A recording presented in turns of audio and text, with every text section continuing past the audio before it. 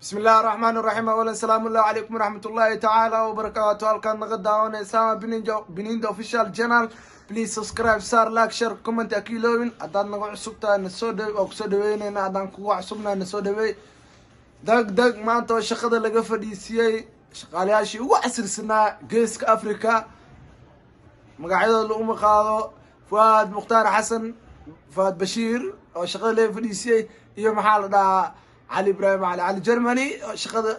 أرين لوجو سمية كدي مركي أي سكودين إنه سميان سكودي جبسي سيدي وسمية نظامية أو كله فالله واحد نقعد سنة إن أي رالي قلين كبيان هذي تيم ليلمان كوفيشال واحد نهال كان كسلامينا تغيرياشنا بليز أديو محل يوتيوب كهذا كبحوا وحكسرين labada sinin waxaynu ugu shaqsanaanay hadda report ayay ugu gudbeen fadlan YouTube-ka ayaa email noo soo diray waxaynu qabsanay awkaata ugu casirsanay YouTube-ka ee geeska Afrika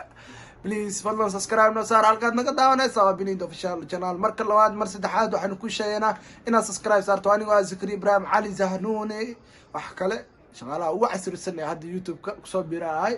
ali soo dhaweey waa idin soo dhaweynaa Binindo official halka kiciyo asxaabe marka قدومي خلمواي أيامات ورئيس الوحري كدي مركي و إيميل بدون ناس كصدق